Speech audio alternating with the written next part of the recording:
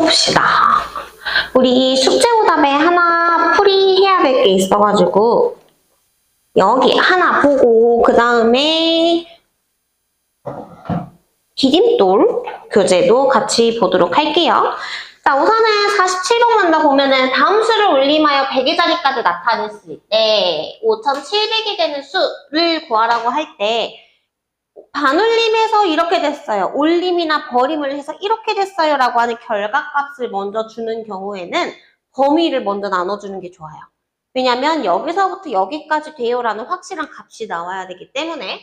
그러면 5700을 올림해서 100의 자리까지 해서 됐다라는 말은 어디서부터 가능할까? 올림이라고 하면 먼지같이 완전 조그만한 친구도 올라가야 돼요. 그러면 5601. 그러면은 우리가 5601부터 된다라고 이야기를 하지만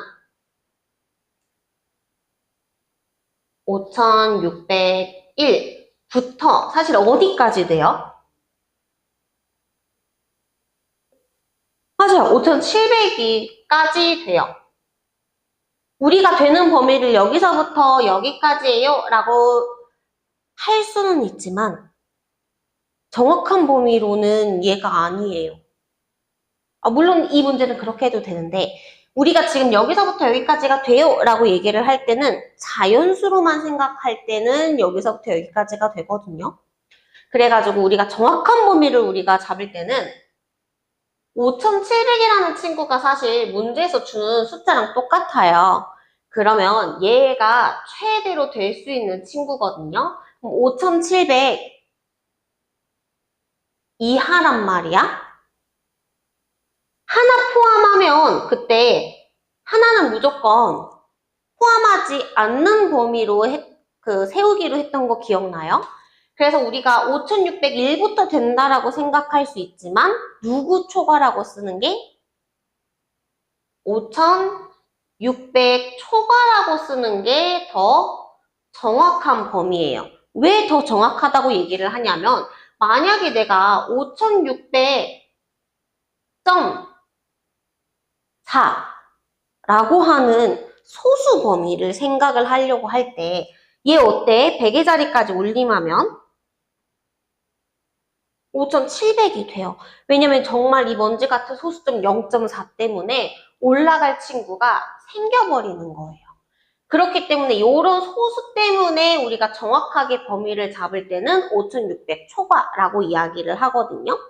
그러면 얘가 어떻게 되냐면 우리가 범위를 잡으려고 할 때 올림에서 될 수 있어요. 혹은 버림에서 될 수 있어요.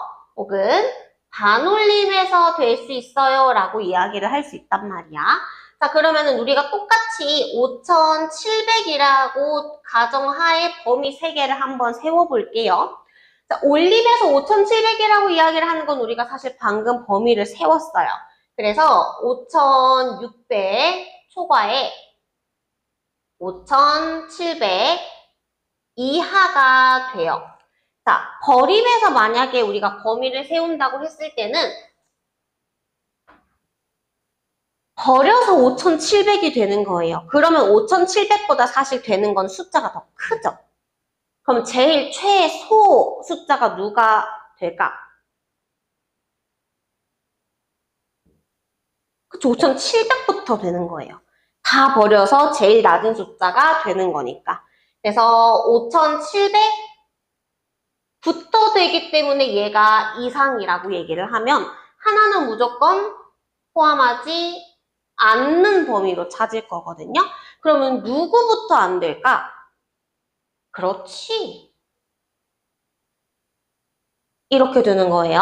자, 반올림도 생각을 하면 반올림이라는 건 올려서 5700이 될 수도 있고 버려서 5700이 될 수도 있어요. 그럼 어디서부터 가능할까요?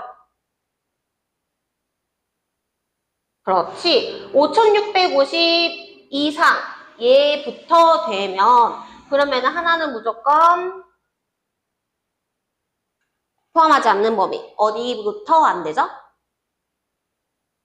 그렇지. 5,750부터 안 돼요. 그래서 우리가 얘를 기준으로 삼을 때는 어떻게 보냐면 이 5,700이라는 친구가 올림에서는 다 낮은 숫자가 올라오기 때문에 얘가 제일 똑같은 숫자가 나오게 돼요. 버려서는 큰 숫자들이 다 버려서 5,700이 되기 때문에 제일 낮은 숫자가 오게 되는 거예요. 반올림 같은 경우에는 그럼 이 5,700이라는 수가 요 사이에 있기 때문에 우리가 되는 수부터 안 되는 수까지 찾아야 되고요. 우리가 되는 수를 생각을 할 때는 100의 자리까지 끊어서 봤을 때 이 앞에 있는 숫자가 5부터 가능하죠. 그래서 50부터 되는 거고요. 우리가 여기서는 49까지는 사실 버릴 수 있지만 우리가 49.1, 49.9, 뭐 49.99 이렇게 많은 뒤에 소수들이 버리면 다 그것도 5,700이 되기 때문에 얘는 미만으로 잡아서 50부터는 다시 올라가기 때문에 50 미만으로 잡게 되는 거예요. 그래서 여기서는 반올림은 크게 어렵지 않게 잘 잡는 것 같아서 올림이랑 버림일 때는 우리가 주어진 숫자가 올림일 때엔 제일 큰 숫자, 버림일 때엔 제일 작은 숫자에 와서 나머지 숫자는 포함하지 않는 범위로 잡아주는구나 라고 해서 정확한 범위를 잡을 줄 알아야 돼요. 이렇게 세 가지 범위 잡을 수 있어야 합니다. 자, 여튼 그러면은 우리가 잡았던 부분들은 5,600 초과에 5,700 이하예요. 그러면 여기서 되는 수는 개수 우선 어떻게 세는지 알아요? 우리가 우선은 하나는 포함하지 않고 하나는 포함할 때 그냥 두 개를 빼기로 했었어요. 그래서 두 개를 빼면은 100이기는 해요. 근데 답이 100이 아니에요. 왜일까요?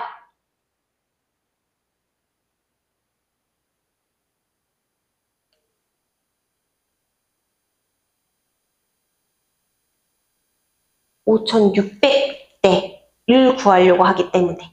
근데 여기에는 5,700이 포함되고 있죠. 그러니까 한 개를 어떻게 해줘야 되겠다? 빼야 되겠다. 그래서 99개가 나오게 되는 거예요. 그래서 요거 답 한 번만 수정해 줄게요.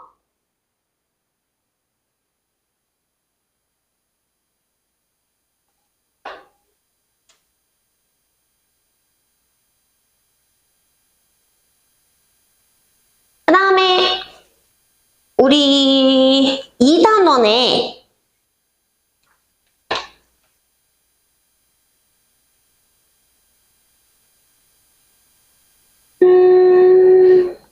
틀린 문제가 한 두세 개가 있었어가지고 그거 한번 보고 갈 거고요.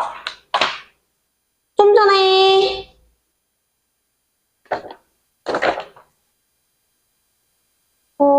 몇 페이지였지?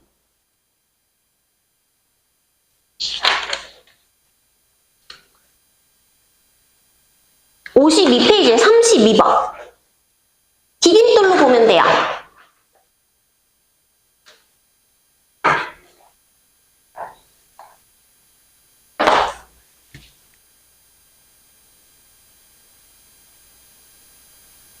좀 전에 얘를 물어봤었는데 방금 풀이했었던 거 거의 다 맞았거든요. 근데 문제에서 조건이 뭐냐면 들어갈 수 있는 자연수를 모두 구하세요 라고 이야기를 했어요. 자연수는 우리가 어디서부터? 1부터 우리가 개수를 정확하게 셀 수 있는 친구들이 우리가 자연수라고 얘기를 해요. 그럼 1부터 해당이 되거든요. 근데 우리 이거 다 뭐라 썼었지? 2, 3, 4라 쓰지 않았어요? 그쵸? 여기에 누구도 포함해줘야 돼? 1도 포함해줘야 돼. 자연수이기 때문에. 이 형태가 분수처럼 보이기는 하지만 얘가 무조건 분수라는 말이 없어요. 그래서 우리가 얘를 1분의 1이라고 생각하고 문제를 풀어도 돼요. 그리고 다음에 또 같이 볼 문제가 뒤로 쭉 넘어가서 59페이지에 14번.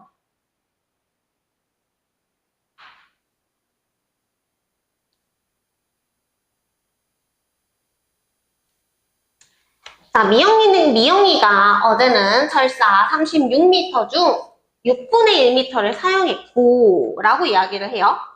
그러면은 어제 사용한 철사의 길이를 구할 수 있을 것 같아요. 어떻게 구해야 될까?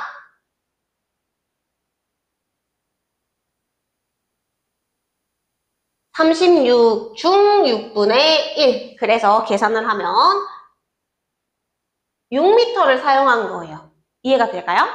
자, 그럼 오늘 사용한 걸 생각할 건데 오늘은 남은 철사에라고 얘기를 했단 말이지. 어제 6m를 사용했으면 남은 철사는 얼만큼이에요?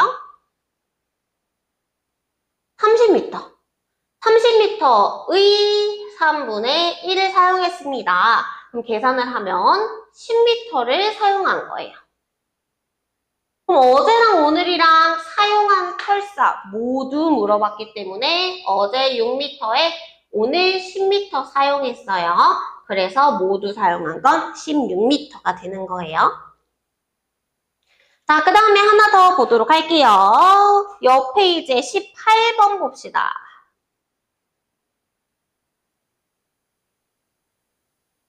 떨어진 높이에서 11분의 4만큼 튀어오르는 공이 있습니다 라고 이야기를 할 때는 이거를 내가 문제를 많이 봤더라도 그림으로 간단하게 그려놓고 계산을 하는 게 편해요.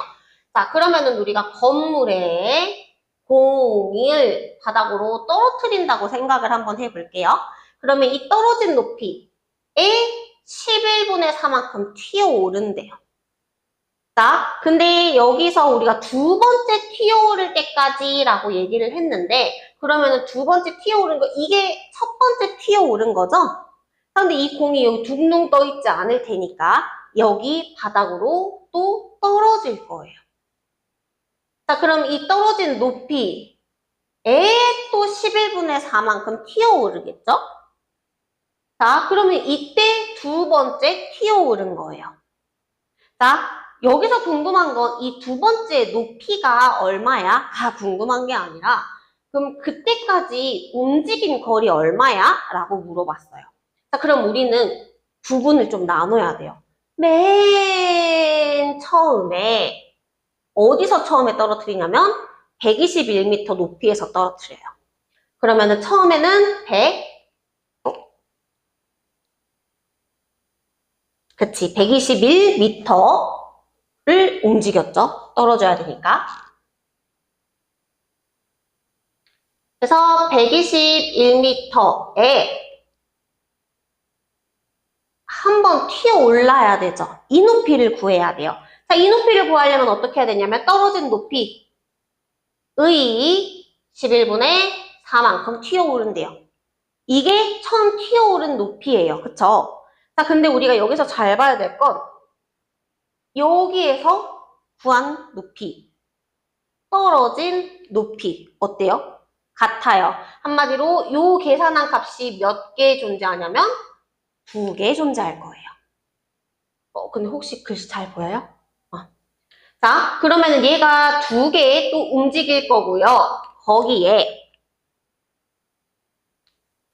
이 떨어진 높이에서 또 튀어 올라야 되죠. 근데 그 떨어진 높이는 요거 계산하면 나오죠. 얘 계산하게 되면 44인 거 혹시 계산될까요? 자, 그러면은 떨어진 높이에 또 11분의 4만큼 튀어오를 거예요. 자, 이제 여기서는 바닥으로 떨어지진 않을 거예요. 튀어오를 때까지니까요. 그럼 요 계산한 값을 다 계산을 해야 하는데 차분히 또 해볼게요. 자, 그러면 맨 처음 121은 그대로 두고 여기 계산 한번 해볼게요. 얘가 방금 44였으니까요. 44가 두 번 있죠? 88이에요.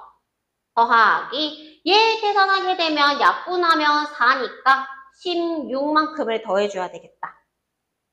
그럼 계산합시다. 121에 88 더하면은 209가 될 거고요. 거기에 16 더하니까요. 225m만큼 움직였다라고 계산할 수 있습니다.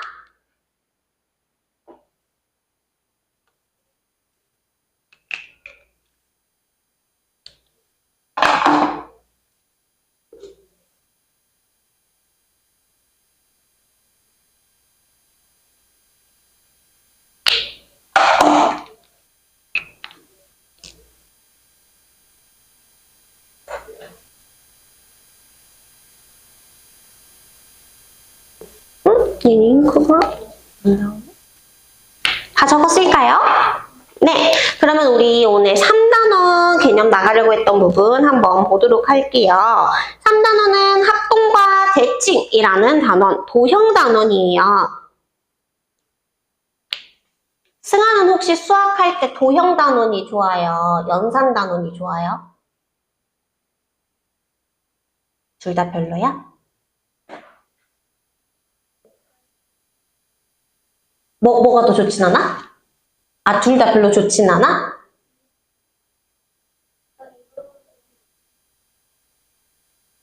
아, 그냥 둘 다 똑같아. 오, 그렇구나. 선생님은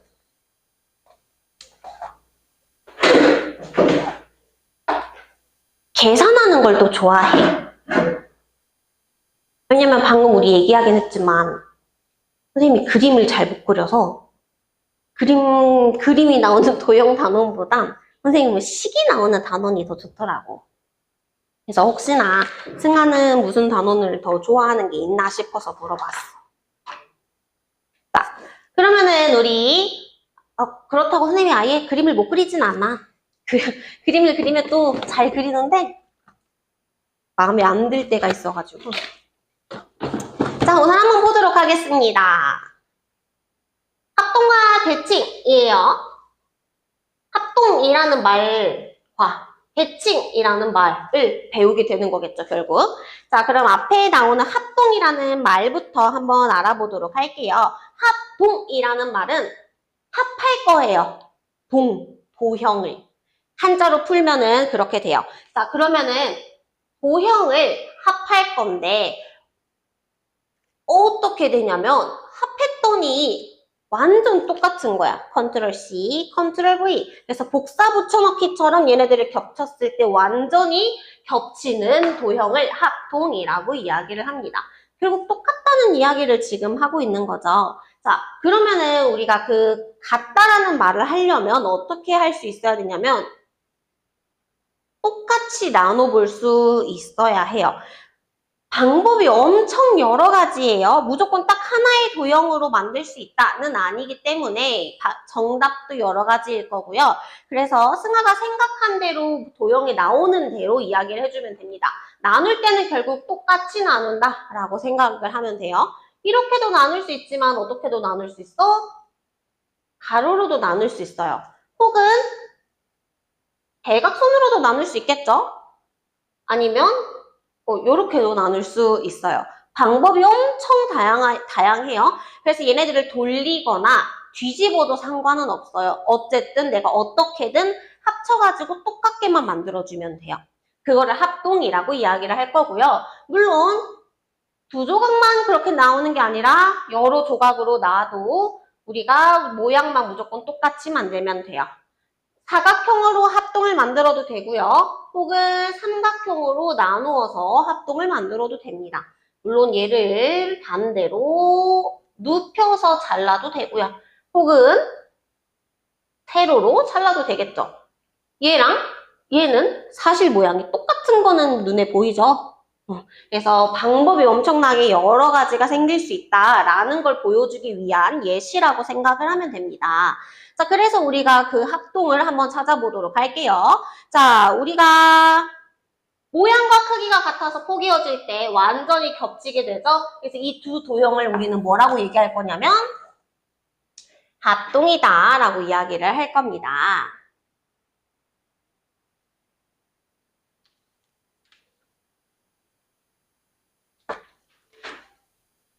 지우개? 여기야. 자, 그래서 1번 봅시다. 다음과 같이 종이 2장을 포개어 놓고 도형을 오렸다. 당연히 포개어서 오렸다는 건 도형의 크기랑 모양이 완전히 같겠죠. 그래서 이 도형을 서로 어떤 관계? 합동이라고 이야기를 할 거예요.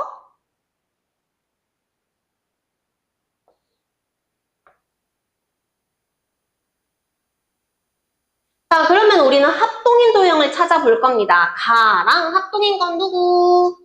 아, 그렇지. 나랑 합동인 건 누구? 라, 다와 합동인 건 누구? 다가 되겠습니다. 사실 합동인 건 우리가 눈만 조금만 잘 뜨면 찾기 쉬운 그런 친구들이죠. 자, 그러면은 요렇게 합동인 걸 우리가 굳이 배운 이유는 자, 요 성질들을 이용해서 나중에 앞으로 우리가 배워나가려고 하는 건데요.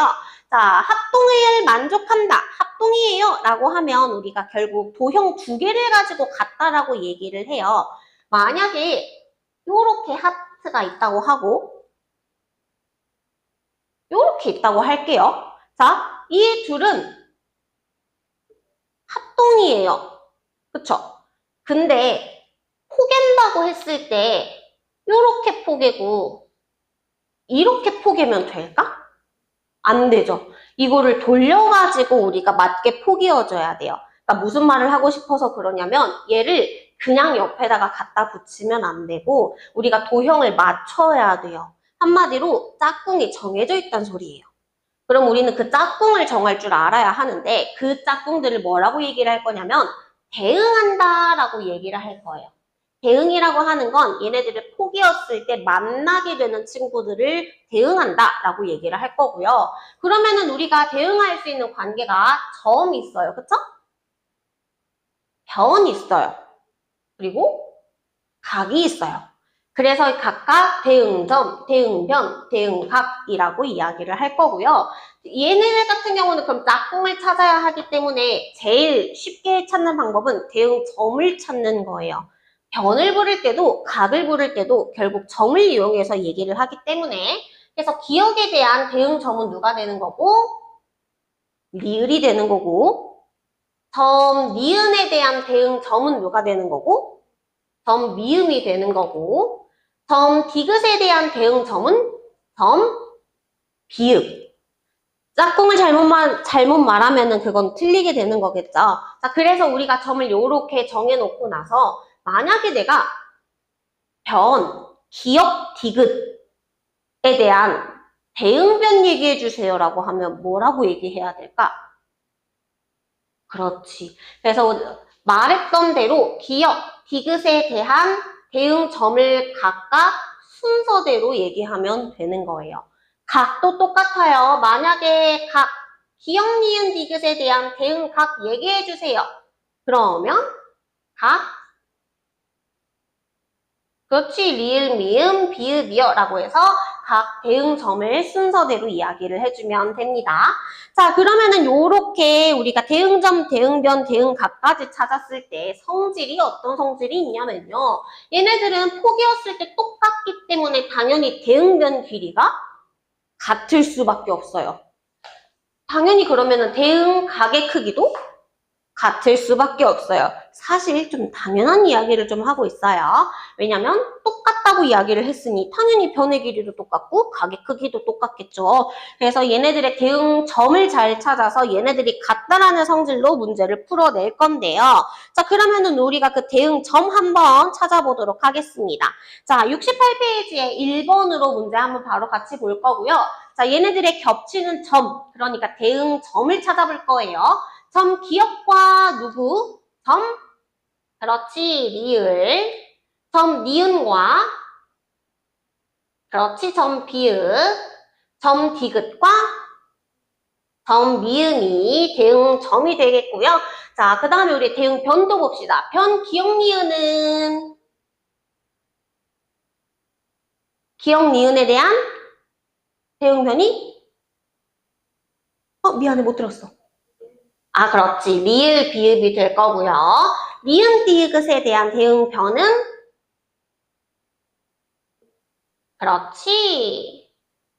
점 디귿, 기역에 대한 대응변은 그렇지.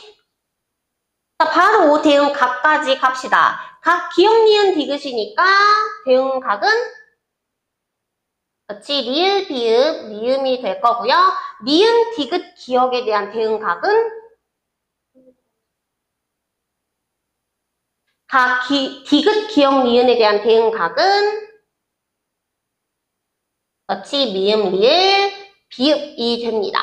자, 요렇게 우리가 대응점, 변, 각 찾았을 때 길이가 같고 크기가 같다라는 것까지 보면 자 2번으로 봅시다. 얘네들 합동이에요. 자 그랬을 때 변 리을 미음에 대한 대응변은 어디예요? 리을 미음에 대한 대응변은 기억 디귿이기 때문에 그럼 얘 몇 센티미터네?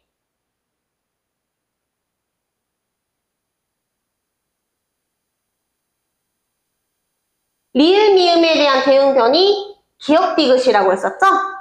그렇기 때문에 몇 센티미터? 그렇지, 5cm. 자, 리을 비읍에 대한 대응변은 어디예요?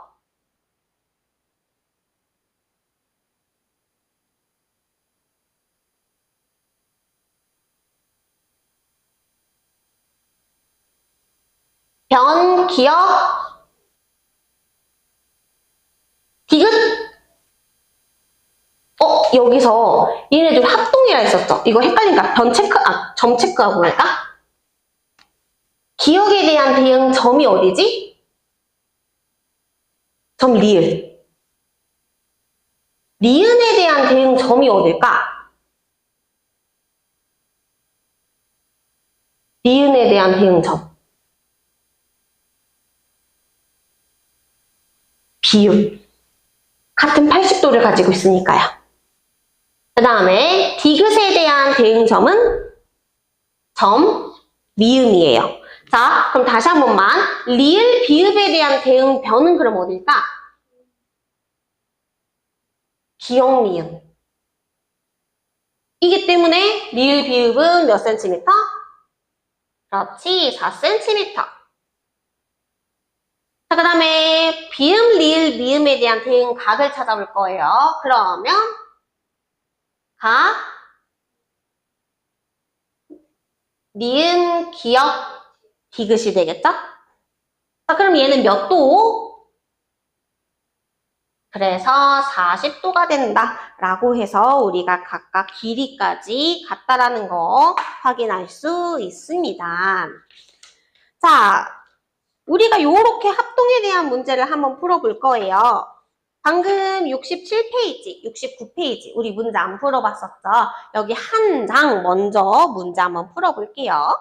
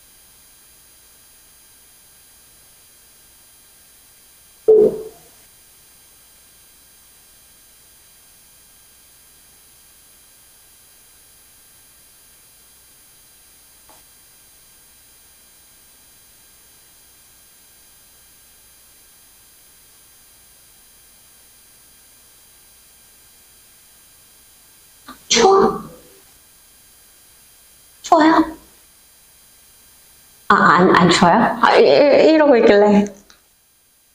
혹시 다 했어요? 그럼 채점 한번 해볼까요?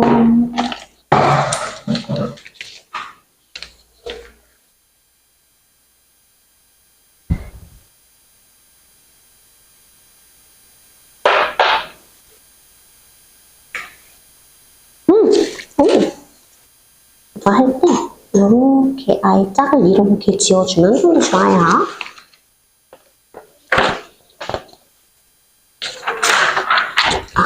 앞에.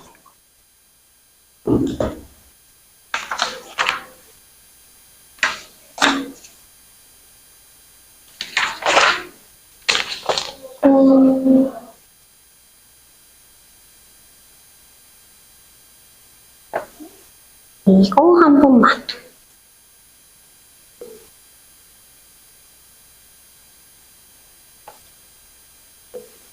저거 바로 한 번만 고쳐볼까?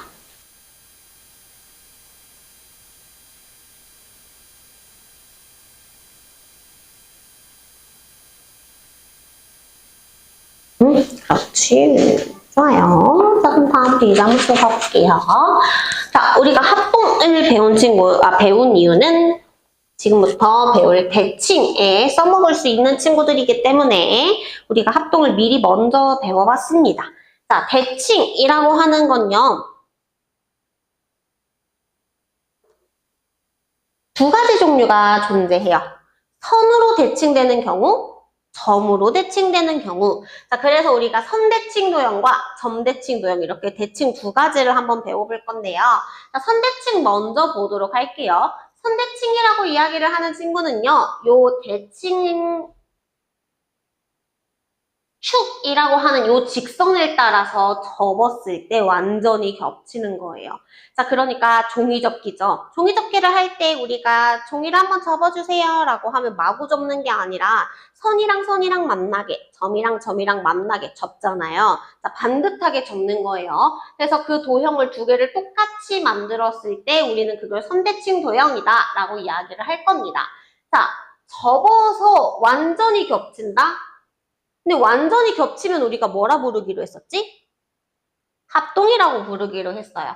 자, 그래서 결국 이 말은 무슨 말이냐면 접어서 합동이 되게 만들어지는 도형을 우리는 선대칭 도형이라고 이야기를 할 거예요. 그러면 합동이기 때문에 뭐가 존재하냐면 대응점, 대응변, 대응각이 존재하게 되겠죠. 자, 그래서 얘네들을 우리가 그럼 뭘 알아야 되냐면 어떻게 접어야 합동이지?를 알아야 해요. 마구 접어서는 안 되겠죠? 우리가 합동을 찾을 때도 도형이 달라서는 안 된다고 했기 때문에 그러면 우리가 여기서는 그 선이 되게 중요해져요. 접는 선이. 그러면 그 접는 선은 중요하면 꼭 이름을 하나를 붙여줍니다. 자, 축이 되네요 라고 해가지고 대칭축이라는 이름을 붙여줄게 될 거예요. 자, 그러면 우리는 사실 맨 처음에는 뭘 알아야 되냐면 대칭축을 찾을 수 있어야 해요. 자, 그래서 그 대칭축 찾는 문제를 그 뒤에 있는 4번으로 한번 볼 건데요.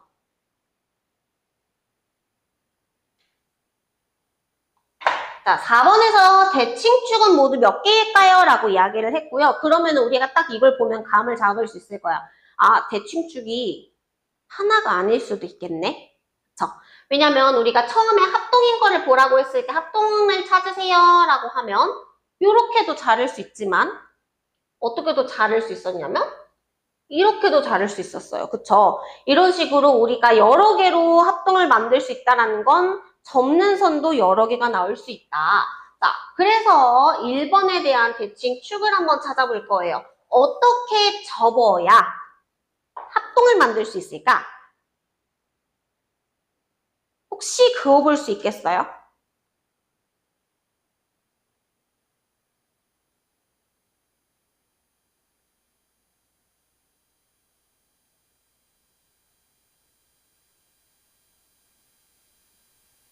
그렇게 긋는 거 말고 또 혹시 또 다른 대칭축이 나올까요?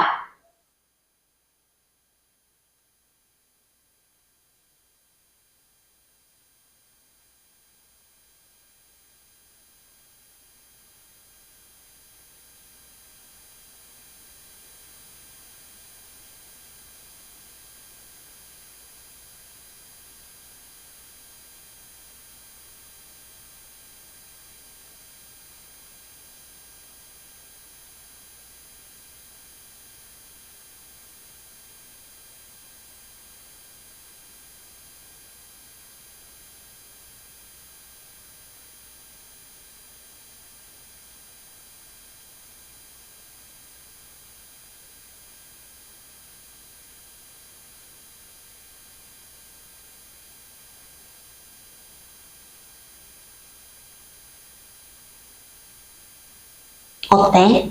보여요?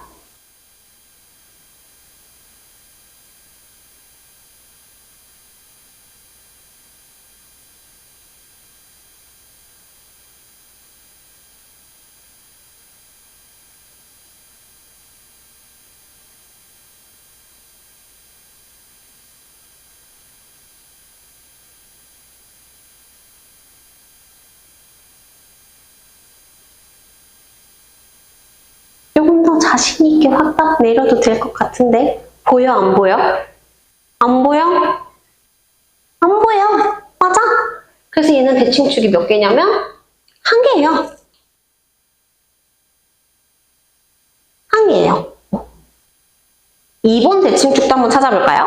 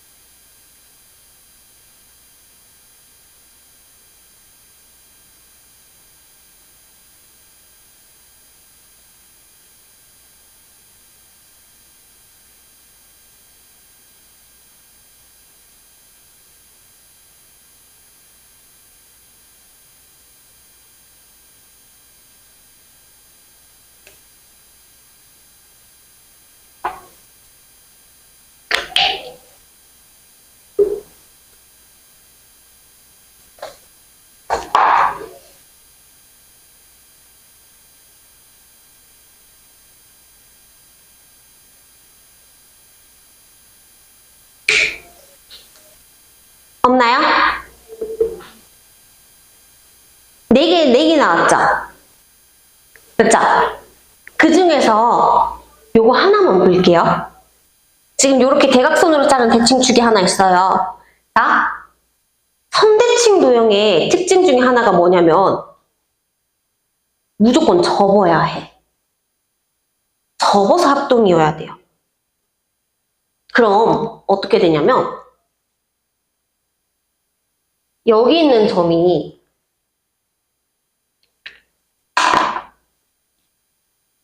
잉크를 분명히 채웠는데도 왜 잘 안 나올까? 자, 여기 있는 점이 어떻게 움직이게 되냐면 여기로 접어서 반듯하게 움직여요.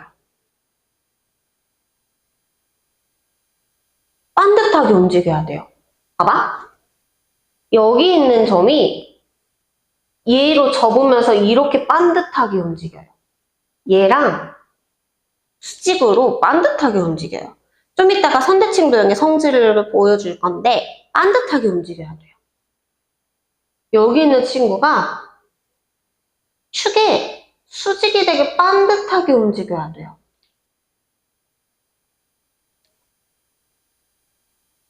닿는 거리가 없죠. 닿는 점이 없죠. 그래서 얘는 축이 될 수 없어요.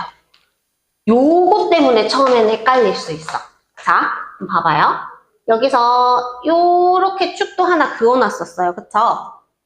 요렇게 긋는 축은 보면 여기 있는 점이 반듯하게 갔을 때 점이 도달해요. 여기 있는 점을 반듯하게 가면 점이 도달해요. 근데 방금 우리가 봤던 대각선 같은 경우에는 점이 없어요. 그쵸? 그렇기 때문에 우리가 지금 거기서 그어놓은 대각선에 관련된 축은 대칭축이라고 할 수가 없어요. 이거는 뭘 만족하냐면 얘를 잘라요. 자르면 각각 합동은 될 수 있어요. 모양이랑 크기가 똑같으니까. 근데 접어서는 합동이 되지 않기 때문에 얘는 선대칭 도형은 아니에요. 이 대칭축으로. 이 대칭축으로는 선대칭 도형이라고 할 수는 없어요. 그래서 여기서는 대칭축이 요렇게 하나, 이렇게 하나, 그래서 총 2개가 나올 거예요. 그래서 대각선인 축들은 한 번만 지워줄게요.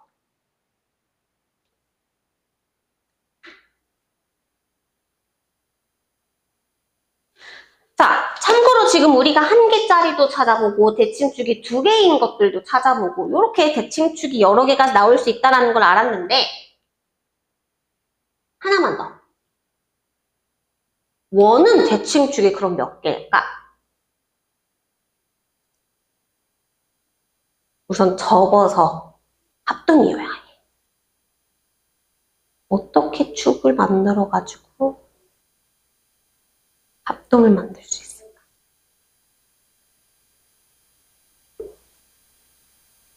응? 응.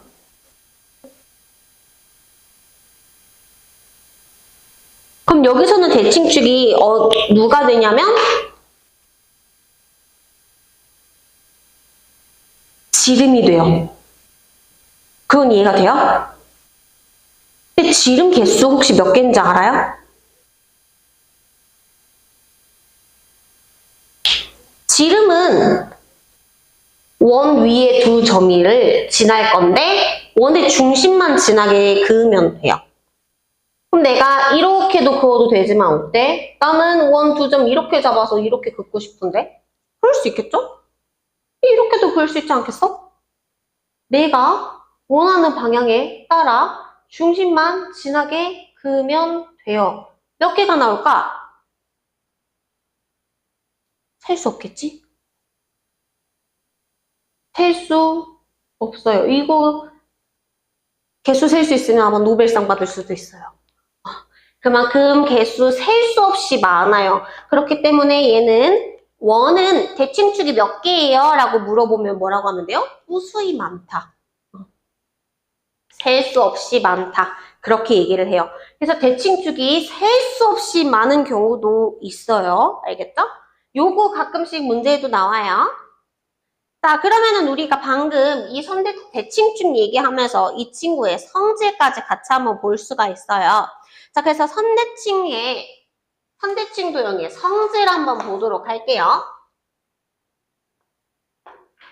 아마 내용은 책에서 볼 수 있으니까 그림만 한 번만 조금 키워서 같이 한번 보도록 하겠습니다.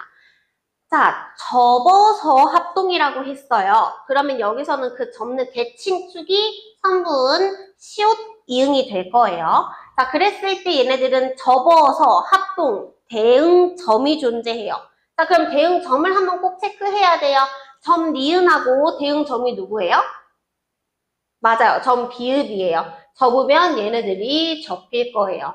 자, 그러면 내가 점 디귿에 대한 대응점은 누가 된다? 점 미음이 된다. 자, 얘네들이 그럼 이렇게 대응점을 가지게 될 거고요. 점 기억 같은 경우는 내가 축을 기준으로 접히기 때문에 따로 대응점이 존재하지는 않아요.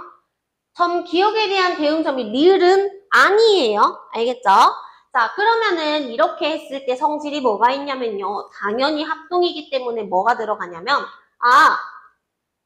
여기서 대응 변의 길이가 같습니다. 라고 이야기가 나와요. 당연하겠죠? 합동이니까요. 그래서 기억 니은의 길이 대응 변이 누구예요, 그럼? 맞아요. 기억 비읍이에요. 이거 당연히 길이 같겠죠. 대응 변이 나오면 누구도 나오냐면 대응 각도 나와요. 자, 니은, 디귿, 리을에 대한 대응 각. 그러면은 각, 비읍, 미음, 리을이 나오겠죠? 대응 각 크기 어떻게 된다? 같더라. 이렇게 대응 변의 길이 같고요. 대응 각의 크기가 같아요. 사실 또 이것도 당연한 얘기하고 있어요. 그쵸? 자, 근데 여기에 추가적으로 뭘 알면 좋냐면요. 자, 그 아래 부분이에요. 자, 대응점을요. 그러니까 니은하고 비읍하고 이을 거예요. 그럼 어떻게 되냐면 대칭축하고 지나가면서 만나죠. 어떻게 만나냐면 수직으로 만날 거예요. 수직으로 만날 거예요. 자, 그리고 여기랑 여기랑 분명히 똑같게 되기 때문에 여기서부터 대칭축까지의 거리, 대응점에서 대칭축까지의 거리, 이 둘이 당연히 어떻게 되겠어요? 같게 되겠죠. 합동이 될 테니까요. 접어서. 이 성질 이렇게만 알면 돼요. 근데 지금 여기 성질이 총 3가지가 관계가 적혀 있죠. 그쵸? 2번하고 3번은 똑같은 말을 하고 있는 거예요. 자, 첫 번째, 대응점끼리 이은 성분. 방금 니은하고 비읍하고 이어봤는데 대칭축하고 어떻게 만나더라? 수직으로 만나더라. 이게 1번. 자, 2번. 대칭축은 대응점끼리 이은 성분을 둘로 똑같이 나눕니다. 자, 이 말은 무슨 말이냐면 니은 비읍을 이었어요. 근데 이 대칭축이 지나면서 어떻게 돼? 이 성분 2개의 길이를 똑같이 둘로 나누더라. 근데 방금 우리가 3번에서 얘기를 하고 있는 대응점에서 대칭축까지의 거리가 어떻다? 둘이 같더라. 그래서 2번하고 3번은 같은 말을 하고 있는데 다른 말로 표현을 하고 있는 거랑 같아요. 그래서 2번이랑 3번은 이렇게 우리가 묶음으로 이렇게 그냥 한번 묶어줄게요. 2번하고 3번은 결국 같은 말을 하고 있다 보니까 그 둘을 한번 이어주도록, 묶어주도록 하겠습니다. 같은 말, 다른 표현으로 이야기를 하고 있어요. 자, 그러면은 우리가 이런 관계들을 표현해서 결국 뭘 하려고 하냐면 선대칭 도형을 그릴 수 있어야 합니다. 자, 이 그림을 그리는 방법은요, 뒤에 그려보는 문제가 5번에 있어서 5번으로 직접 그려보면서 연습 한번 해보도록 할게요.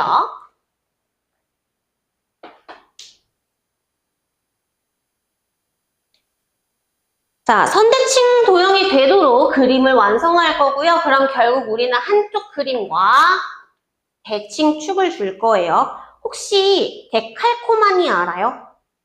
알아요? 데칼코마니 우리가 할 때 아마 학교에서 미술 시간에 하는 학교도 아마 있을 건데 없는 학교도 있긴 하더라고. 근데 보면은 한쪽에 그림을 막 물감이든 그려. 그러면 어떻게 해? 그 다음에 접어요. 그리고 다시 펼쳐요.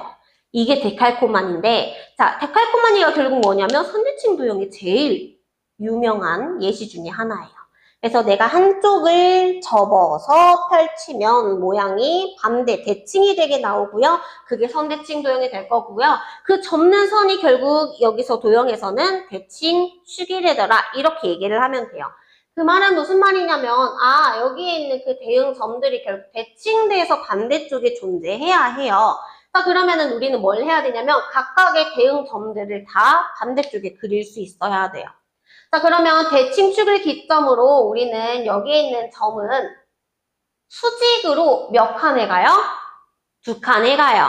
그러면은 반대쪽도 똑같이 수직으로 2칸에 가서 점을 하나 찍어주면 돼요. 자연스럽게 연결되면서 얘 그으면 되겠죠? 자, 그 다음에 여기에 있는 대응점 한번 가보도록 할게요. 자, 수직으로 갔을 때 몇 칸 가야 돼요? 여기서는 한 칸 가죠. 자, 그러면은 반대쪽도 한 칸만큼 움직여서 점을 찍어주는 거예요. 그럼 우리가 방금 처음에 찍었던 점과 이번에 보고 있는 점, 두 점을 연결하고 있죠. 그럼 대응변도 똑같이 그 두 점을 연결해주면 되겠네요.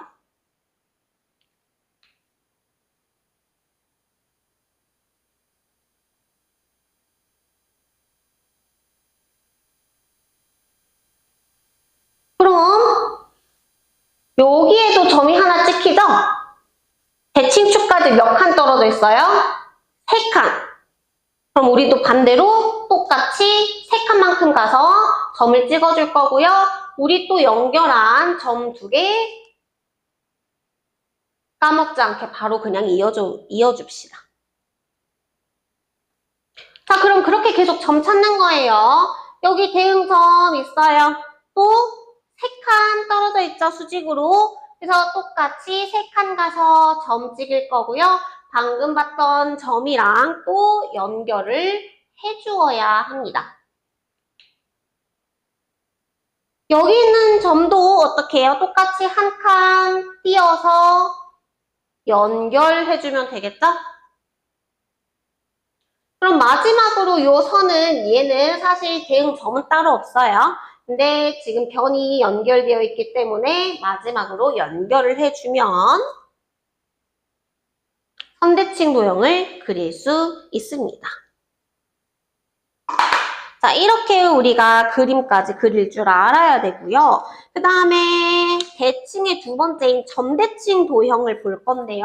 점대칭 도형 따로 끊어서 또 한번 선대칭 도형 관련된 요 한 페이지 문제 바로 풀고 갈 거예요. 그래서 그냥 71페이지만 지금 바로 한번 풀어볼게요. 두 문제는 같이 풀어서 풀 문제가 한 4문제 정도 남았어요. 선대칭 도형을 한번 문제 풀어볼게요.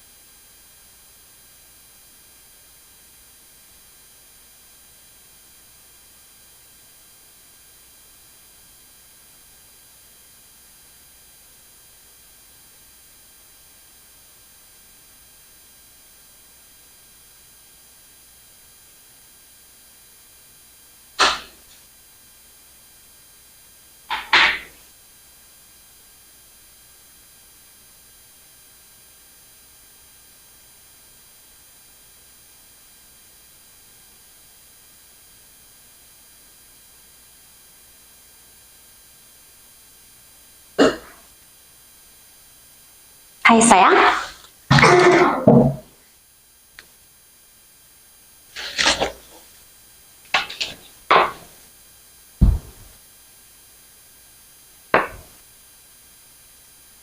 그렇지. 자, 그러면 우리 점대칭 도형 한번 볼 거예요. 그럼 얘는 점으로 대칭되는 도형이겠죠?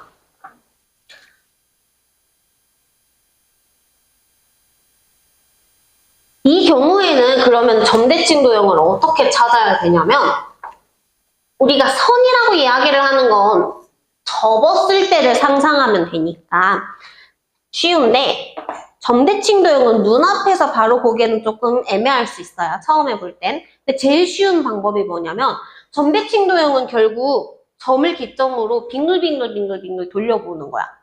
무슨 말이냐면 180도로 돌려요.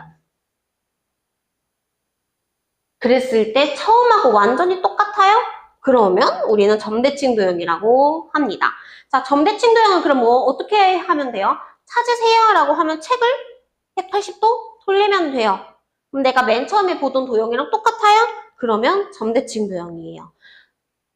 대칭축은, 그러니까 선대칭 도형에서는 대칭축이 여러 개 존재할 수 있다고 했었어요. 그쵸? 그래서 만약에 직사각형으로 예를 들면 축이 이렇게도 존재하지만 축이 이렇게도 존재해요. 자, 대칭축은 여러 개일 수 있긴 한데요. 점대칭 도형은요, 가운데를 콕 찍어놓고 돌리는 거기 때문에 가운데 있는 그 점은 딱 하나밖에 없어요. 대칭을 만들 수 있는 친구가 딱 하나예요. 자, 그러면은 그 또 점이 중요하겠죠? 그래서 이 친구는 이 점을 뭐라고 부를 거냐면요. 가운데 있어요 라고 해서 중심이에요. 누구를 만들어주는 중심? 대칭의 중심. 대칭을 만들어주는 가운데 점이기 때문에 대칭의 중심이라고 이야기를 할 겁니다. 자, 그러면은 우리가 얘네들을 돌려요. 같아요. 합동이라고 얘기를 해요. 그쵸? 합동이기 때문에 얘도 똑같이 대응점, 대응변, 대응각이 존재할 겁니다. 자, 그럼 이 도형 자체에서 찾아야 되는데요. 자, 여기 같은 경우에는 그럼 어떻게 찾게 되냐면요. 얘네들을 180도 돌렸을 때, 이 여기에 있는 리을에 있는 도형이 뒤집어지면서 어디로 가게 되냐면, 니은으로 가게 돼요. 그래서 점 리을에 대한 대응점은 누가 된다? 점 니은이 되더라. 디귿에 대한 친구가 돌아가면 180도 돌아가면 어디에? 점 기역에 가게 된다. 그러니까 대응점은 누가 된다? 점 기역이 되더라. 요렇게 우리가 대응점을 찾으면 자연스럽게 대응변, 대응각 찾을 수 있겠죠. 자, 그래서 우리가 얘네들의 성질까지 그냥 한꺼번에 보도록 할게요. 자, 점대칭 도형이요. 돌렸을 때 180도로 돌리면 같다고 이야기를 했어요. 자, 그래서 얘네들이 합동을 만족을 시키는데요. 합동이기 때문에 결국 대응변 길이 어때요? 같아요. 대응각의 크기 같아요. 요거 계속 똑같은 말 하고 있는 거예요. 자, 여기서 그러면은 대응점만 한 번만 찾고 가도록 할게요. 자, 디귿에 대한 대응점은 그럼 누가 될까? 180도 돌리면 어디로? 점? 맞아, 비읍으로 가요. 점 니은에 대한 대응점은 어디? 점 미음이 될 거고요. 점 리을에 대한 대응점은 점 기역으로 할 거예요. 자, 그래서 얘네들은 어떻게 찾으면 되냐면요. 점 리을 같은 경우는 누구를 꼭 사실 지나야 되냐면 중심을 꼭 지나야 돼요. 그래서 중심을 요렇게 지나서 점 리을에서 이음까지 가는 거리를 똑같은 방향으로 움직인다고 생각하면 돼요. 자, 그럼 성질이 어떻게 되냐면요. 방금 우리 앞서서 봤던 선대칭 도형이랑 거의 비슷하게 들어가요. 자, 대응점 두 개를 이어요. 그러면 누굴 꼭 지나요? 대칭의 중심을 지나요.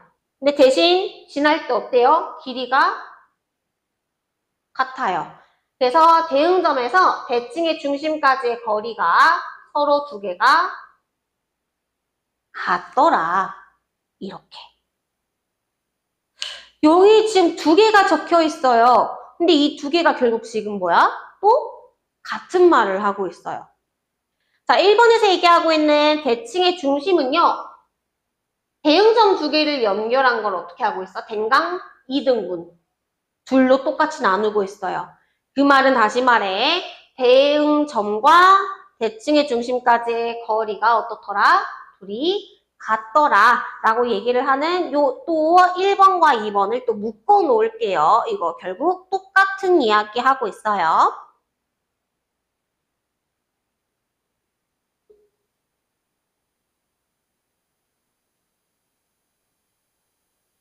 자, 그럼 이 성질들을 바탕으로 또 점대칭 도형 그릴 줄 알아야 돼요. 자, 얘 같은 경우는요, 선대칭보다 조금 더 헷갈릴 수는 있는데, 5번으로, 우리가 다음 페이지에 있는 5번으로 점대칭 도형 직접 그리면서 순서 한번 파악해 보도록 하겠습니다. 결국 우리는 점대칭 도형이나 선대칭 도형이나 그릴 때 뭘 잘 잡아야 되냐면, 대응점을 잘 잡아야 돼요. 자, 대응점을 잘 잡아야 되고, 자, 선대칭 같은 경우는 어떻게 잡았었냐면, 우리가 점을 긋고 대칭축까지 수직으로 움직여요. 3칸 움직였어요? 똑같이 3칸 움직이면 돼요. 그게 대칭축에서 찾는 방법이에요. 자, 점대칭 도형은요, 어떻게 되냐면요, 이 점을 무조건 지나야 돼요. 그럼 우리는 이 목적지를 향해서 움직인다고 생각하면 돼요. 자, 그러면 점 하나를 아무거나 잡아볼게요. 모든 점 다 잡을 거니까요. 자, 이 점을 한번 콕 찍어서 보면 어디를 향해? 대칭의 중심을 향해 갈 거예요. 자, 어떻게 움직이냐면 오른쪽으로 하나, 둘, 3칸 움직였어요. 자, 대칭의 중심까지 우리는 어떻게 움직였냐면 오른쪽으로 3칸이에요. 여기서 똑같은 방향과 똑같은 거리를 움직일 거라고 했기 때문에 여기서 어떻게 움직여? 오른쪽으로 3칸을 움직여요. 그게 이 친구에 대한 대응점이 되는 거예요. 자, 그럼 또 여기 이 점으로 해서 대응점 한번 찾아볼게요. 자, 이 친구요. 대칭의 중심까지 움직여야 돼요. 대각선으로 타고 움직일 수 있으면 바로 대각선 타고 움직여도 되는데 처음은 어떻게 잡냐면 모는 종이를 따라 움직일 거거든요. 자, 그러면 모는 종이를 따라 이 친구로 가보도록 할게요. 방법은 여러 가지지만 나는 오른쪽 한 칸, 아래 3칸 움직일 거야. 자, 그럼 여기 도달했으니까 똑같은 방향과 똑같은 길이만큼 움직일게요. 방금 어떻게 움직였냐면요. 오른쪽으로 한 칸, 아래로 3칸. 얘가 이 친구에 대한 대응점이 되는 거예요. 자, 그냥 점 다 체크하고 나서 그 다음에 연결할게요. 여기 점이 있어요.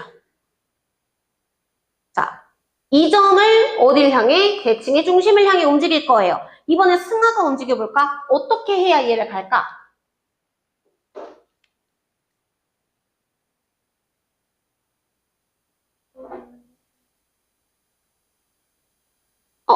맨 처음에 어디로 3칸? 아, 왼쪽으로 3칸, 아래로 3칸. 도달했죠? 자, 똑같이 움직일 거예요. 그래서 왼쪽으로 3칸, 아래로 3칸 가면 여기가 대응점이 되는 거예요. 자, 그럼 우리가 사실 찍을 수 있는 점은 다 찍어서 봤죠? 자, 그러면 이제 연결 한번 하자. 방금 지금 선생님이 체크한 걸로는 노란색하고 파란색하고 연결돼 있죠? 그래서 대응하고 있는 변 따라서 노란색, 파란색 연결합니다. 빨강색, 파란색 연결돼 있어서 대응변 빨강색, 파란색 연결하고요. 또 빨강색, 노란색이 연결돼 있어서 마지막 빨강색, 노란색 연결해주면 점대칭 도형을 그릴 수 있어요. 자, 이렇게 대응점을 잘 찾아놓고 대응변을 연결을 해주면 점대칭 도형이든 선대칭 도형이든 잘 그릴 수 있을 겁니다. 자, 그럼 우리가 이렇게 찾아서 73페이지도 문제 한 번만 풀어볼게요.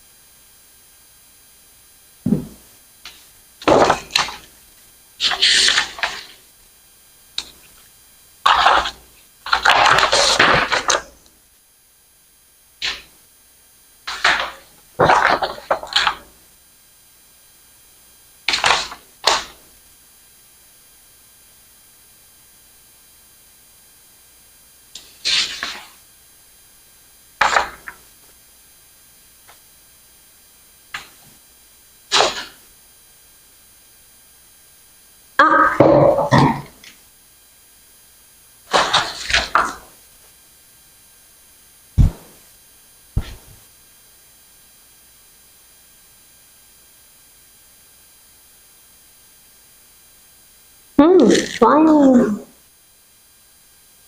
그러면 우리 뒤로 또 넘겨가지고 유형 하나씩 한번 또 보도록 할게요. 추울 것 같은데? 안 추워? 긴팔이어가지고 괜찮나? 바람이 사실 거기가 제일 잘 오는 자리여가지고. 근데 추우면 진짜 얘기해요. 알겠죠? 자, 우리 유형 1번부터 한번 보도록 할게요. 직사각형 모양의 종이를 오른쪽과 같이 접었다고 얘기를 합니다. 자, 종이 전체의 넓이를 구하세요 라고 이야기를 해요. 자, 접었다라는 이야기가 나온다는 건 결국 뭐냐면 접었다고 해서 뭐 길이가 갑자기 짧아지거나 모양이 바뀌거나 하지는 않아요. 그러면은 접히기 전과 접고 나서의 도형은 어떻다? 두 개가 합동일 수밖에 없다. 그래서 여기 보이는 이 점선으로 되어 있는 기역, 니은, 디귿 삼각형과 기역, 미음, 디귿에 대한 삼각형은 두 개가 합동일 수밖에 없어요. 선대칭 도형이기도 하죠. 그렇죠? 요 두 도형은. 자, 그랬을 때 종이 전체 넓이를 구하려면 결국 종이 전체는 직사각형이잖아요. 그렇죠? 그래서 우리는 가로와 세로를 알아야 해요. 자, 그러면은 가로 길이보다 세로 길이를 먼저 한번 볼까요? 세로가 혹시 몇 센티미터인지 구할 수 있겠어요? 4cm인 거 이해가 돼요? 왜냐면 니은에 대한 대응 점이 미음이기 때문에 기역 미음에 대한 대응변 기역 미음. 그래서 4cm예요. 자, 그럼 이제 우리는 니은 디귿 가로를 알아야 돼요. 이 가로는 어떻게 해서 구할 수 있을까요?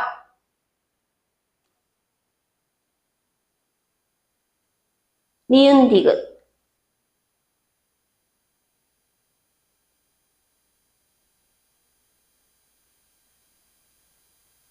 우선 니은 디귿의 길이가 누구랑 같겠다는 건 알겠다. 미음 디귿이랑 같겠다. 근데 문제는 비읍 디귿을 몰라. 그치?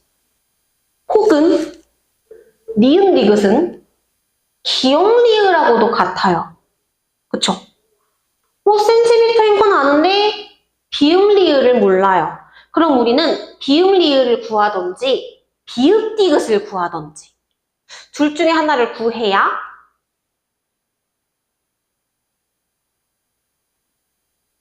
가로를 알 수 있을 것 같은데.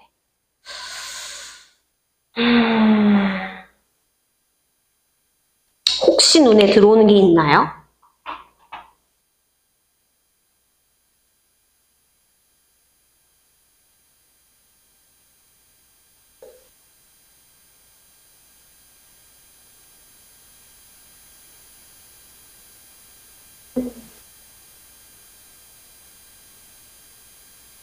얘랑 얘랑? 얘랑 얘랑? 근데 왜 같은지 알아요?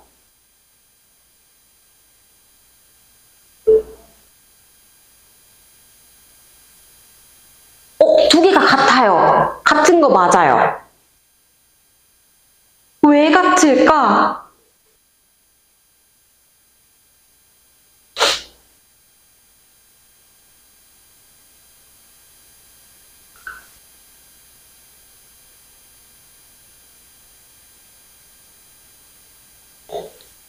그것까지 이유까지 알면 완벽한데 혹시 감으로 때려 맞췄어? 그냥 그럴 것 같아서? 맞아요. 근데 맞아요. 두 삼각형이 아마 합동일 거예요. 자, 왜 그러냐면 여기 있는 삼각형은 기역, 니은, 디귿과 길이가 같다 그랬죠. 합동이라 그랬죠? 자, 근데 기역, 니은, 디귿은 누구랑도 기역, 디귿, 리을이랑도 합동이에요. 왜냐면 절반으로 잘랐잖아요. 그쵸? 자,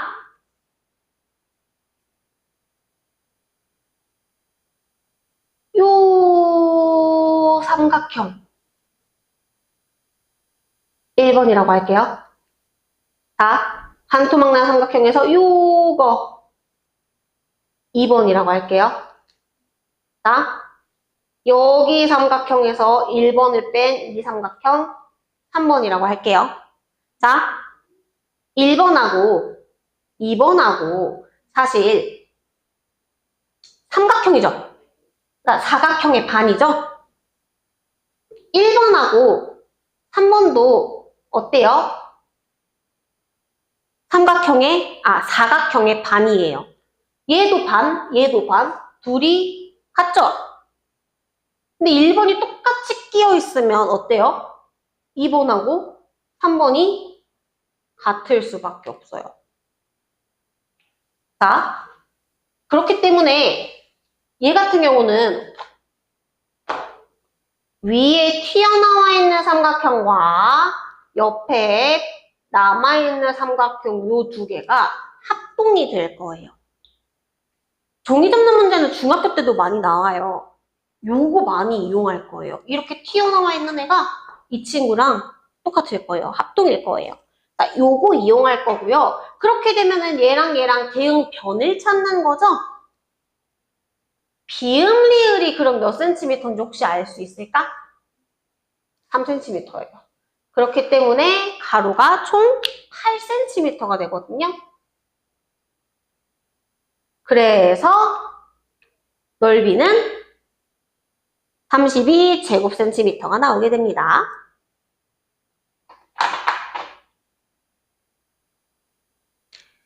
자, 그 다음에 유형 2번으로 보도록 할게요. 자, 대칭의 중심으로 하는 점대칭 도형의 일부분이에요. 자, 그랬을 때 완성된 점대칭 도형은 넓이가 어떻게 될까요? 라고 물었어요. 자, 점대칭 도형은 어떻게 해서 점대칭 도형이라고 했지?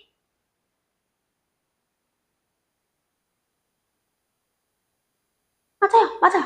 180도 돌려가지고 도형이 같아져야 돼요. 처음과 같아져야 돼요. 자, 그 말은 무슨 말이냐면 얘를 180도로 돌리면 사실 도형이 어떻게 생겨요? 아래에 똑같이 생기죠? 자, 한마디로 뭐 디귿은 한 이만큼 움직였을 거고 니은은 더 많이 움직였을 거고 기역은 뭐 이렇게 대칭으로 움직였다고 할까요? 그냥 대략 그릴게요. 이렇게 생겼어요. 그쵸? 자, 뭘 하려고 우리가 그림을 그렸냐면 넓이를 구하려고 그림을 그리기는 했으나 이렇게 잘랐을 때 이 삼각형이 똑같이 아래에도 존재하죠? 그 말은 보이는 이 절반의 몇 배? 2배를 구하면 되더라.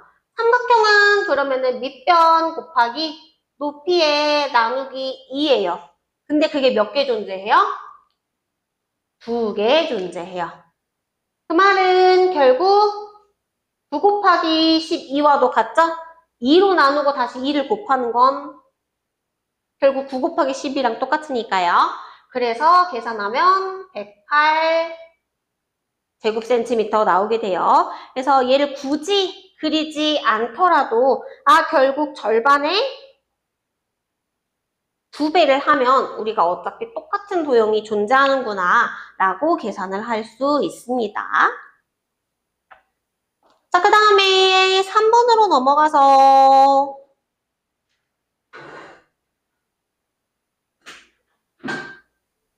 숫자를 이용해서 점대칭 도형을 한번 보도록 할게요. 자, 이 디지털 숫자를 결국 180도 돌려서 그러니까 얘네들을 돌려도 같은 수가 되는 친구들을 먼저 1차적으로 찾아야 돼요. 자, 점대칭 도형이 되는 숫자는 뭐가 있을까요?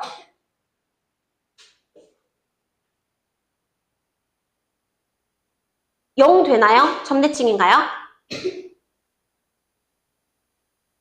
1은요?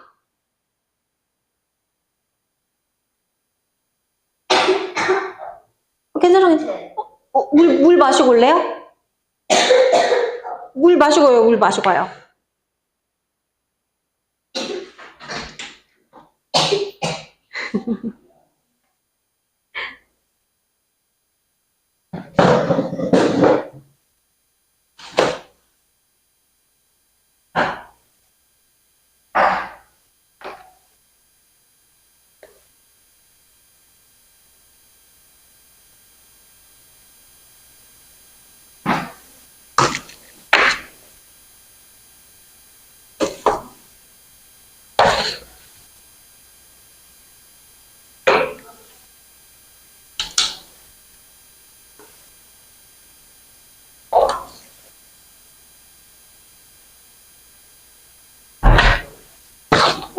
네.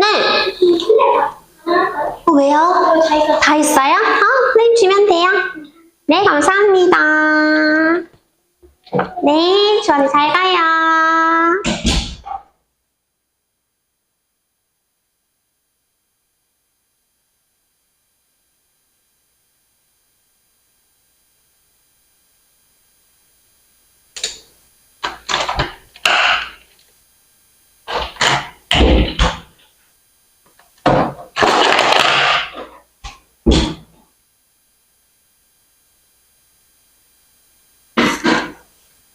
기분 괜찮아? 자, 그럼 우선 이어서 한번 봐볼게요. 그래서 점대칭 도형이 되는 숫자들 먼저 찾아볼 거고요. 0 된다 그랬고요. 1은 어때요? 돼요? 2는요? 돼요? 3은요? 4는요? 5는? 나? 돼요? 그렇네. 5 넘어가고 6은요? 안 돼요. 자, 만약에 여기 9가 있었다면 6 돌리면 뭐예요? 9거든요. 만약에 숫자를 가지고 우리가 얘기를 할 땐 참고로 6은 돌렸을 때 9와 같아서 이 둘이 세트로 온다면 가능은 해요. 근데 6만 단독적으로 점대칭이라고 할 수는 없어요. 알겠죠? 자, 그럼 6은 여기서는 안 돼요. 7은요? 8은요? 그럼 우리는 0, 1, 2, 8, 4개 가지고 우선은 한번 이야기를 해볼 겁니다. 자, 200부터 300까지의 자연수라고 얘기를 했기 때문에 그러면은 앞자리를 맨 처음에 뭘로 잡아야? 2로 잡아야. 자, 근데 우리가 대칭으로 생각을 할 때 여기에 2가 오죠? 그럼 자연스럽게 180도 돌린다고 하면 얘가 어디에도 있어야 돼요? 2의 자리에도 있어야 돼요. 맞아요. 100의 자리, 아니. 끝에도 있어야 돼요. 양 끝에 이렇게 대칭으로 존재해야 돼요. 그럼 여기를 2로 집어넣으면 무조건 여기는 고정으로 2를 집어넣고 나서 15자리를 생각하는 거예요. 그럼 15자리에 뭐가 올 수 있어? 그럼 0 올 수 있고 1 올 수 있고 또 2 올 수 있고 8 올 수 있겠죠. 왜냐면 같은 숫자 여러 번 사용 가능하다고 했으니까. 그러면은 되는 거는 모두 4개가 존재할 거거든요. 그러면은 요거 모두 써보세요라고 했으니까 쓸 때는 그냥 숫자로 써도 돼요. 그럼 결국 존재하는 거는 202, 212, 222, 282 이렇게 4개가 존재하게 됩니다.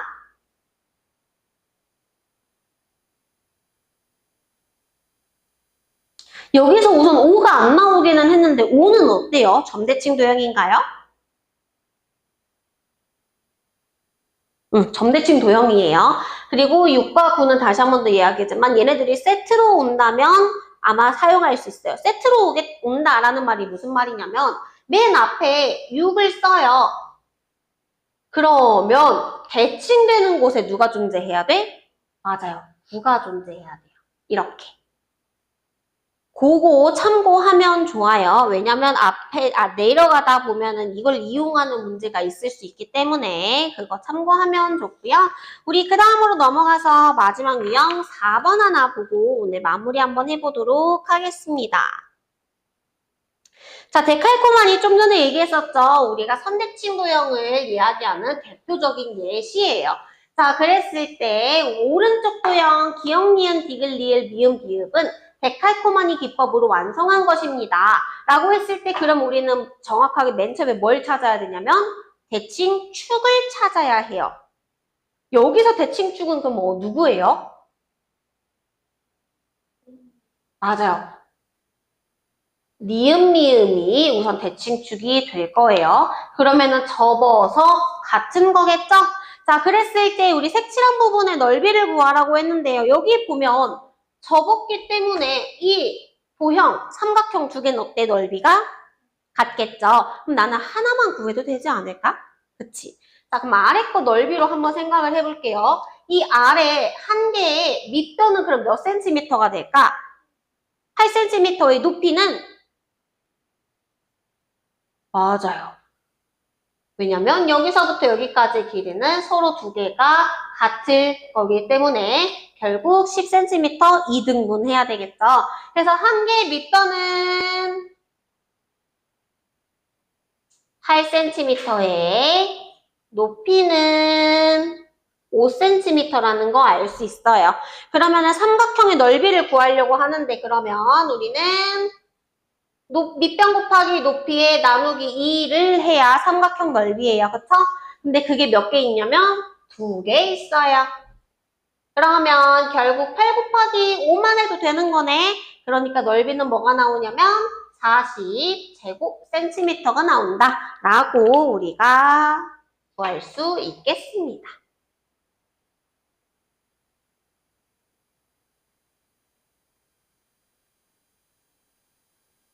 오늘은 우선 여기까지 하도록 할게요. 자, 그래서 우리 다음에 금요일 날에 올 건데 이 디딤돌 안 써놨네. 디딤돌은 우리 다음 주 월요일까지 항상 하던 대로 그렇게 3단원을 마무리해가지고 오면 되고요. 책 한 번만 갖다 줄래요? 선생님이 페이지 정확하게 적어줄게요. 둘 다. 우리 그러면 다음 등원이 8월 8일. 스텝 2 같은 경우는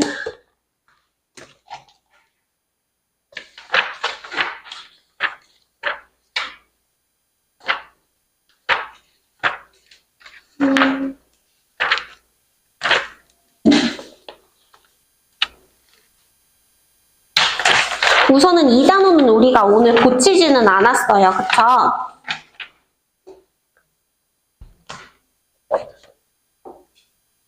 오답 숙제 포함해서 줄 거거든요. 그래서 페이지가 중간에 아마 건너뛸 거예요. 그거 참고해서 잘 봐야 돼요. 알겠죠? 틀린 게 하나, 둘, 셋, 넷, 다섯, 여섯, 일곱, 여덟, 아홉. 그러면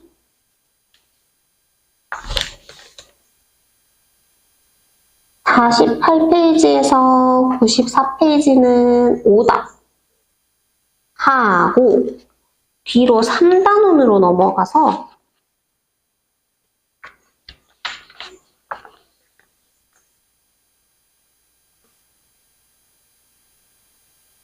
둘, 셋, 넷이랑 92에서 97페이지까지 해가지고 오면 되고요. 그 다음에 우리가 8월 10일 월요일에 본 수업 그대로 진행할 건데 그때는 디딤돌 3단원 해가지고 오는 것과 더불어서 금요일, 토요일 분량이라 98에서 101페이지.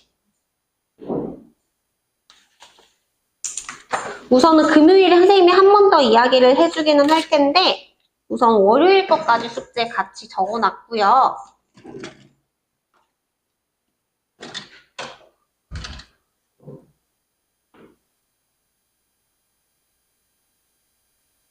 혹시 궁금한 거 있으면 선생님한테 연락해도 되니까 물어보면 돼요. 알겠죠? 선생님도 까먹을 수도 있으니까. 그러면 요렇게 우리 들고 갑시다. 아, 이거 아래에 있는 건 요거 스텝 2예요. 알겠죠? 갑시다.